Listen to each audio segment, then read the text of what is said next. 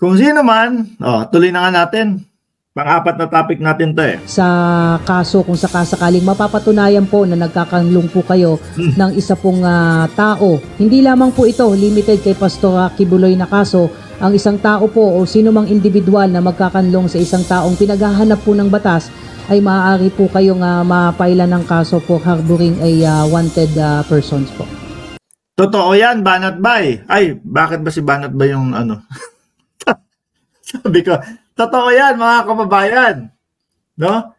Kapag po kayo nag-aaruga, nagtatago, tinutulungan yung magtago yung isang tao, no? Para hindi magbayad sa batas ng Pilipinas, mga kababayan, madadamay po kayo doon sa kaso na yon.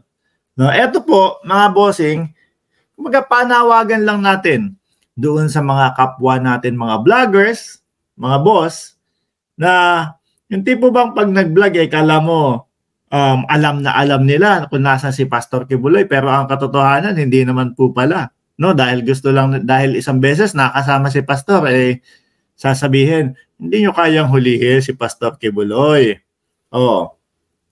Ganyan, no? Delicates kayo diyan. Delicates kayo diyan, mga kababayan. Lalo na yung kunyari ang ginawa nyo, in-interview nyo si Pastor Kibuloy, nakamas na ganon, madilim. Delicates kayo dyan, no? Bakit, hindi ko alam kung bakit sakto yung pagkakabanggit ko kay Banat Bay at doon sa nandun na sila sa SMNI, palakpakan natin sila, nasa SMNI na sila, kaya lang matatanggalan na ng prangkisa. Kasi si Banat Bay ang nagtatago kay Kibuloy, sabi. Hindi po, nagkaroon sila ng issue, mga kababayan, nung pag-interview kay Bantag, mga bossing.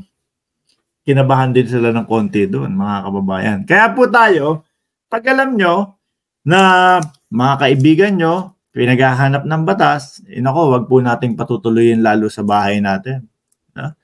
Advice natin na sumuko na lang, mga kababayan.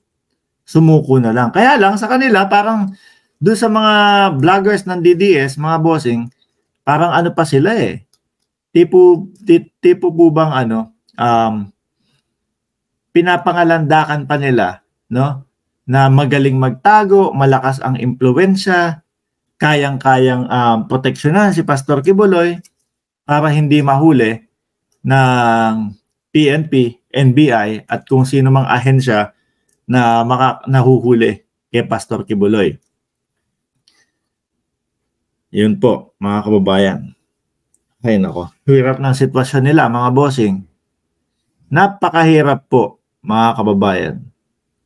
Kaya nga, sabi ko, kung dati ang pangalan ni Pastor Kibuloy appointed son of God, mga boss, ngayon, pwede nang palitan siguro na fugitive son of God. Pugante po ngayon, mga boss Di ba? Pugante po ngayon. Hindi niya mapatunayan na talagang son of God siya. Biruin mo, ikaw yung nagpipreach, ikaw yung nagpapastor, tapos ikaw pugante.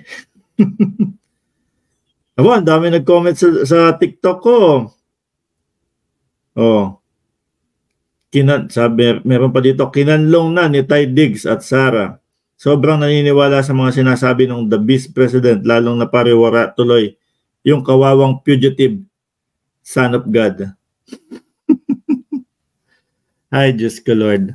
Sa chapter ng buhay, ang pinakamahirap alagaan ay yung pagsisinungaling, sabi ni Ma'am Jocelyn Herrera. At isa pa po, mga kababayan, yan sa buhay nila maharlika ngayon, mas masarap po ang buhay ninyo.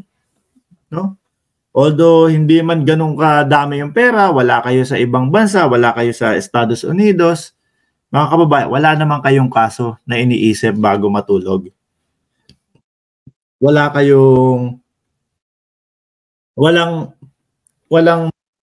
matulog, mga kababayan. Walang iisipin na, naku, 4 million yung babayaran ko kung sakaling mapatunayan na ako ay nagkasala sa batas doon sa dalawa. Walang ganon. Mas masarap matulog ng walang kaso, mga boss. No? Si Digong lang ang pinakamalakas na pwedeng kapitan ni Kibuloy para siya makapagtago. Hindi po natin may iwasang isipin yan, mga boss talaga. No? Sino ba yung nakapagbanggit na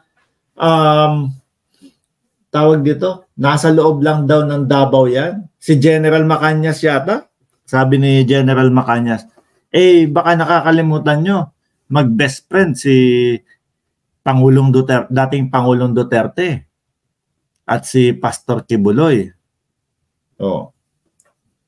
Idagdag pa natin dyan na mayor si Baste Duterte, mga kababayan. Na 3 araw pa lang, 7 na yung tegi doon sa war on drugs nila. Grabe.